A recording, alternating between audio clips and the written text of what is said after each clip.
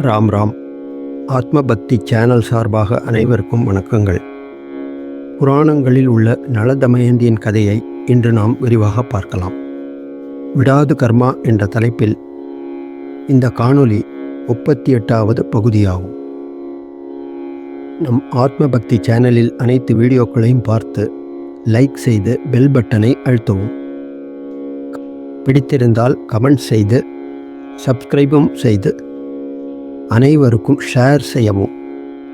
நள தமயந்தி வாழ்க்கையில் அவர்கள் இருவரும் பல இன்னல்களை சந்தித்தாலும் அவர்கள் செய்த நல்ல கர்மங்களின் பலனாக பல சோதனைகளிலிருந்து அவர்கள் எவ்வாறு விடுபட்டனர் என்பதை இந்த கதையின் மூலம் நாம் அறியலாம்.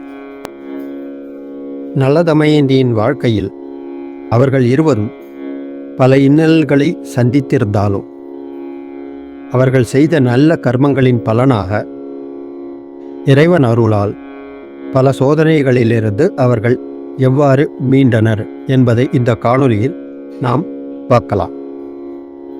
இறை நாமம் சொல்ல சொல்ல நம் கர்மங்கள் யாவும் பனி போல் நீங்கும். ராம்பா.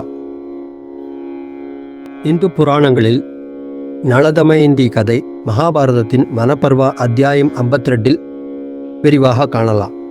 கிபி 12ஆம் நூற்றாண்டைச் சேர்ந்த ஸ்ரீ ஹர்ஷர் என்று அழைக்கப்படும் ஹர்ஷவர்தனன் இன்றைய உத்தரப்பிரதேச மாநிலம் கன்னோஜின் பேரரசராக ஆட்சி செய்து வந்தார். அவர் ஒரு மிகச்சிறந்த கவிஞர்.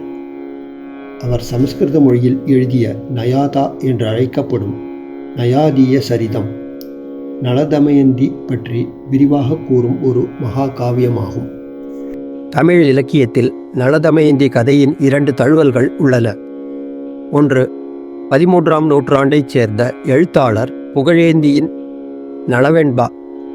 மற்றொன்று 16ஆம் நூற்றாண்டைச் சேர்ந்த அதிவீரராம பாண்டியனின் நைடதம்.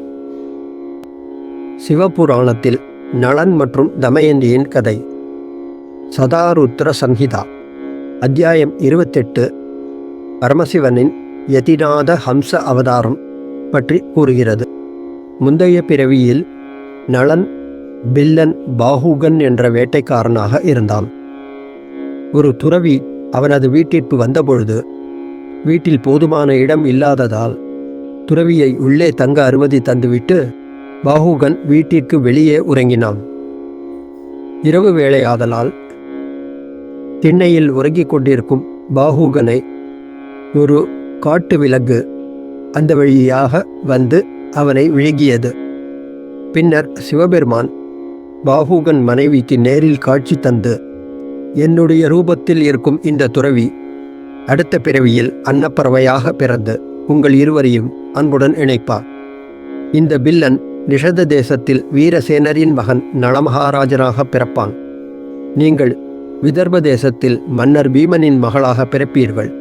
தமயந்தி என்ற பெயருடன் அனைத்து நற்குணங்களையும் கொண்ட மகாராணியாக புகழ் பெறுவீர்கள்.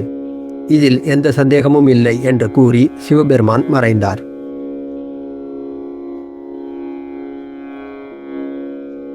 பின்னர் பில்லன் பாஹுகர் நளனாகவும் அவரது மனைவி தமயந்தியாகவும் சிவனின் துறவி வடிவம் அன்னமாகவும் பிறந்தனர். புராணங்களின்படி மன்னர் வீரசேனனின் மகன் சூரிய வம்சத்தின் பிக்ஷுவாகு குலத்தைச் சேர்ந்த நளமகாராஜன் நிஷத ராஜ்யத்தின் மன்னர். ஸ்ரீமத் பாகவதம் ஸ்கந்தம் 9 அத்தியாயம் 12. ஸ்ரீராமரின் மகன் குசர், குசருடைய மகன் அதிதி, அதிதியின் மகன் நிஷதன். நிஷதன் பெயரால் நிஷத நாடு என்று அழைக்கப்பட்டது. நிஷத நாட்டை பல மன்னர்கள் ஆண்டபின் மன்னர் வீரசேனர் பல காலம் ஆண்டு வந்தார். அதைத் தொடர்ந்து வீரசேனர் மகன் நளமகாராஜன் மற்றும் அவரது மகன் நாபர் போன்றவர்கள் பல காலம் ஆண்டு வந்தனர். வில்லாளிகளில் முதன்மையானவனாக திகழ்ந்த நளனுக்கு ஒன்றுவிட்ட சகோதரன் ஒருவன் இருந்தான். அவன் பெயர் புஷ்கரன். அவன் ராஜ்யத்தில் இளவரசராக முக்கியமற்ற பாத்திரத்தில் இருந்தான். மேலும் அவன் தனது தந்தையின் ஆசீர்வாதங்களை பெற்றதற்காக நளனை வெறுத்தான். வீரசேனரை போலவே வீரம் மிக்க நற்பண்புகளை கொண்ட பீமன் என்ற ஒரு மன்னன் விதர்ப ராஜ்யத்தை ஆண்டு வந்தான். அவனுக்கு குழந்தை இல்லை. ஒரு சமயம் தமன்னா என்ற பிரம்மரிஷி பீமனிடம் வந்தார். சந்ததி வேண்டும் என்ற ஆசையில் பீமன் தன் ராணியுடன் சேர்ந்து அந்த ரிஷியை மரியாதையுடன் வரவேற்றான். தமன்னா மிகவும் மகிழ்ச்சி அடைந்து ராஜாவிற்கும் அவரது மனைவிக்கும் அனைத்து நற்குணங்களையும் கொண்ட ஒரு மகள் மற்றும் பெரும் புகழை கொண்ட 3 மகன்களை பெறும் வரத்தை அளித்தார். அவ்வாறே அவர்களுக்கு குழந்தை பிறந்ததும் முறையே தமயந்தி, தமா, தண்டன் மற்றும் தமன்னா என்று பெயரிட்டனர். பேரழகு மற்றும் பிரகாசம் கொண்ட தமயந்தி அதிர்ஷ்டத்திலும் உலகம் முழுவதும் கொண்டாடப்பட்டாள். அவள் வயதை அடைந்ததும் நூற்றுக்கணக்கான பணிப்பெண்களால் அலங்கரிக்கப்பட்டு ஒளிரும் மின்னலைப் போல பிரகாசித்தாள். மக்கள் தமயந்தியிடம் நளனின் புகழையும் நிஷாத மன்னர் முன் தமயந்தியின் புகழையும் கொண்டாடினர். நளனும் தமயந்தியும் ஒருவரையொருவர் பார்க்காமலேயே காதலிக்க ஆரம்பித்தனர். ஒருமுறை நளன் தனது அந்தப்புரத்தில் ஓய்வெடுக்கும்போது தங்க ரெக்கைகள் கொண்ட அன்னங்களின் கூட்டத்தை கண்டான். அவற்றில் ஒன்றை பிடித்தான். அவனிடம், அன்னம் மனிதர் குரலில், ஓ நளமகாராஜனே, நீ பேரழகன், ஞானி, நீதிமான் மற்றும் தூய்மையானவன். எனவே நான் உன்னிடம் கெஞ்சுகிறேன், தயவு செய்து என்னை கொல்லாதே. மனித சமுதாயத்தில் உன்னைவிட அழகான இளைஞனை நான் பார்த்ததில்லை. பெண்களில் விதர்ப மன்னன் பீமனின் மகள் தமயந்தியைப் போல அழகானவள் இல்லை. நீ என்னை விடுவித்தால் தமயந்தியிடம் உன் புகழைச் சொல்வேன். அவள் உன்னை மணப்பதில் மட்டுமே அக்கறை கொள்ளாள். நளன் முன்பு ஒரு சமயம் தமயந்தியின் அழகை பற்றிய கதைகளை தனது அரசவையினரிடமிருந்து கேட்டறிந்தான். அவனும் அவளை சந்திக்க ஆர்வமாக இருந்ததால் தங்க இறக்கைகள் கொண்ட அந்த அன்னப்பறவையை விடுவித்தான். பிறகு அந்த அன்னப்பறவை விதர்ப நாட்டிற்கு சென்று தமயந்தியிடம், ஓ தமயந்தி, நிஷாதர்களில் நளன் என்ற ஒரு ராஜா இருக்கிறான். அவன் அழகில் அஸ்வினி குமாரர்களுக்கு சமமானவன். மனிதர்களில் அவனுக்கு நிகர் இல்லை. உருவத்தில் அவன் ஒரு கந்தர்வனை போன்றவன். உண்மையில் தேவர்களையும் கந்தர்வர்களையும் நாகர்களையும் மனிதர்களையும் நாம் பார்த்திருக்கிறோம். ஆனால் நளனை போன்ற ஒருவரை இதற்கு முன் நாம் பார்த்ததில்லை. நளன் மனிதர்களில் முதன்மையானவன் என்பதால் நீயும் ஒரு ரத்தினம். நீ அவனுடைய மனைவியானால் உங்கள் வாழ்வு சிறப்படையும். இவ்வாறு அன்னம் கூறிய வார்த்தைகளை கேட்ட தமயந்தி நளனின் அழகு மற்றும் வீரம் பற்றிய கதைகளை முன்பு அவள் தனது பணிப்பெண்கள் மூலம் கேள்விப்பட்டிருந்ததால் தங்க இறக்கைகள் கொண்ட அந்த அன்னத்தின் வார்த்தைகள் அவளை பொறுமை இழக்க வைத்தன. அவனை மணக்க அவள் ஆர்வமாக இருந்தாள்.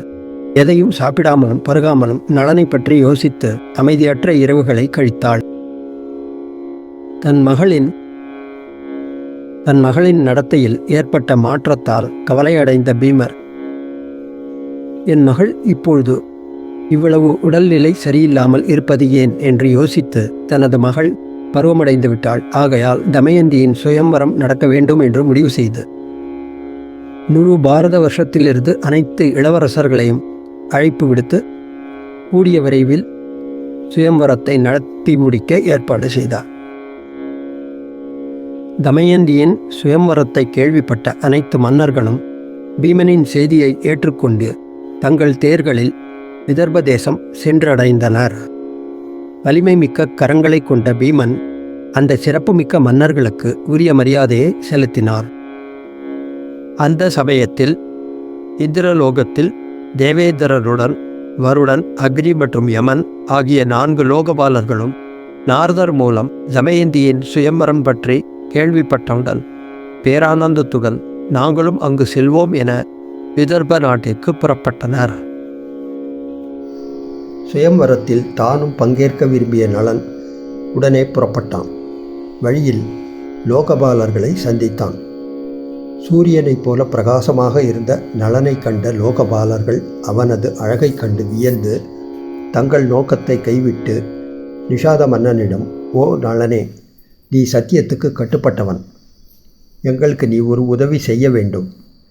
நீ சுயம்வரத்தில் கலந்து கொள்ளாமல் எங்கள் தூதனாக தமயந்தியிடம் சென்று எங்கள் 4 ஒருவரை திருமணம் செய்து கொள்ளும்படி கூற வேண்டும் என்று கூறினர். நளன் அவர்களிடம், நான் கண்டிப்பாக கூறுகிறேன் என்று உறுதியளித்தான். ஆனால் நீங்கள் யார் என நலன் கேட்க, லோகபாலர்களாகிய நாங்கள் இந்திரன், வருணன், அக்னி மற்றும் யமன் என்று அவர்கள் கூறியதும் நானும் அதே நோக்கத்துடன் தான் சுயம்வரத்திற்கு சென்று கொண்டிருக்கிறேன். நான் எப்படி உங்கள் சார்பாக ஒரு பெண்ணிடம் இப்படி கூறுவது? என்னை மன்னியுங்கள் தேவர்களே என்றான். இருப்பினும் மன்னர் பீமனின் அரண்மனைக்குள் இருக்கும் தமயந்தியின் அந்தப்புறத்தில் நான் எப்படி பிரவேசிப்பது என்று நலன் கேட்க, உன்னால் முடியும், நாங்கள் உனக்கு அந்த சக்தியை தருகிறோம், யார் கண்ணிலும் படாமல் நீ உள்ளே செல்லலாம் என்று தேவேந்திரன் கூறினான். அப்படியே ஆகட்டும் என்று கூறிவிட்டு தமயந்தியை சந்திக்கச் சென்றான் நலன். அவன் அந்தப்புறத்திற்குள் இரகசியமாக நுழைந்தபோது விதர்ப்ப மன்னனின் மகள் தன் தோழிகளுடன் மெல்லிய புன்னகையோடு பேசிக்கொண்டிருந்தாள். அவள் அழகில் மயங்கிய நலன் தமயந்தியை தானே திருமணம் செய்து கொள்ள வேண்டும் என்று நினைத்தான். தமயந்தி அவரிடம், நீ யார்? எப்படி என் அந்தப்புறத்திற்குள் நுழைந்தாய் என்று ஆச்சரியத்துடன் கேட்டாள். விதர்ப்ப மன்னனின் மகள் இவ்வாறு கேட்டதற்கு தமயந்தியின் இதயத்தை வென்ற நலன் புன்னகையுடன், ஓ அழகான பெண்ணே, என் பெயர் நலன் என்பதை அறிந்து கொள். நான் லோகபாலர்களின் தூதனாக இங்கு வந்துள்ளேன். தேவர்களின் தலைவன் இந்திரன், அக்னி, வருணன் மற்றும் யமன் உன்னை திருமணம் செய்து கொள்ள விரும்புகிறார்கள். அவர்களில் யாரையாவது ஒருவரை நீ திருமணம் செய்து கொள். அவர்கள் எனக்கு கொடுத்த சக்தியால் தான் நான் உன் அந்தப்புறத்தில் நுழைந்தேன். ஆனால் தான் யாரும் என்னை பார்க்க முடியவில்லை. நீ விரும்பியதைச் செய் என்று பதிலளித்தான். தமயந்தியோ ஏற்கனவே நலனை தனது கணவனாக மனதிற்குள் தேர்ந்தெடுத்ததால், ஓ நிஷாத மன்னா, நான் உன்னை என் மனதார கணவனாக வரிக்கிறேன். எனவே என் கடைசி மூச்சு உள்ளவரை தங்களுடனேயே வாழ்வேன். வேறு யாரையும் மனதால் கூட நினைக்க மாட்டேன். நீங்கள்தான் என் இறைவன். தயவு செய்து நீங்கள் சென்று தேவர்களிடம் நான் அவர்களை திருமணம் செய்து கொள்ள முடியாது என தீர்மானமாக கூறவும் என்று தமயந்தி சொன்ன மறுகணமே நலன் அவள் கையை பிடித்து, நானும் உன்னையே என் மனைவியாக என் மனதிற்குள் வரிக்கிறேன். உண்மையாக உன்னை நேசிக்கிறேன். ஆனால் தேவர்களிடம் நான் உறுதியளித்த பிறகு நான் எப்படி உன்னை திருமணம் செய்து கொள்வது? பின்னர் பேரன்புடன் பிரகாசமான புன்னகையுடன், ஓ நிஷதராஜனே, எந்த பாவமும் உன்னை சேராத குற்றமற்ற வழியை நான் செய்கிறேன். தேவேந்திரன் தலைமையில் அனைத்து தேவர்களுடன் நீ சுயம்பர மண்டபத்திற்கு வா. அங்கே லோகபாலர்களின் ஆசிகளுடனேயே நான் உன்னை என் கணவனாக தேர்ந்தெடுப்பேன். இது சத்தியம். எந்த குற்றமும் உங்கள் மீது சுமத்தப்படாது என்று தமயந்தி கூறினாள். சுயம்வர நாளில் தமயந்தி உண்மையான நலனின் அருகில் நலனின் வடிவத்தில் 4 தேவர்கள் அமர்ந்திருப்பதை கண்டாள். இது தேவர்களின் சதி என்று அவள் புரிந்து கொண்டாள். வியர்வையால் நனையாமல் சிமிட்டாத கண்களுடன், வாடாத மாலைகளுடன், தூசியால் கரைப்படியாமல் தரையை தொடாத கால்களுடன் தேவர்கள் அமர்ந்திருப்பதை அவள் கண்டாள். தனது வாடிய மாலைகளுடன், தூசி மற்றும் கரைகளுடன், சிமிட்டும் கண்களுடன் இருந்த நலனின் உடலில் வியர்வை துளிகளை கவனித்த தமயந்தி நலனை எளிதில் அடையாளம் கண்டு கொண்டாள்.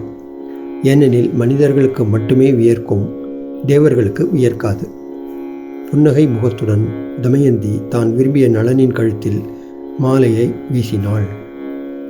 பிறகு வெகு விமர்சையாக நடந்து முடிந்த நல தமயந்தி திருமணத்தில் நலன் உருவில் வந்த 4 தேவர்களும் உண்மையான நலனின் கழுத்தில் மாலையிட்ட தமயந்தியை மனமாற வாழ்த்தி தம்பதியினர் இருவரையும் ஆசீர்வதித்து திருமண பரிசுகள் பல வழங்கி தங்கள் லோகம் திரும்பச் சென்றனர்.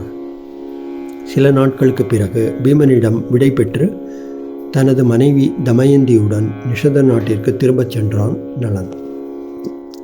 சில காலங்கள் சென்ற பின் நலன் தமயந்தி தம்பதியினருக்கு 2 குழந்தைகள் பிறந்தனர்.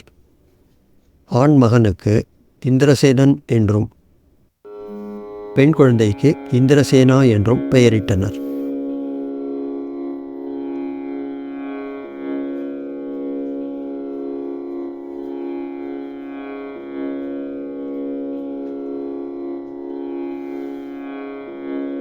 நலமகாராஜனின் கதையை படிப்பவர்களுக்கு சனி பகவானின் பாதிப்புகள் விலகும் என்பது நம்பிக்கை.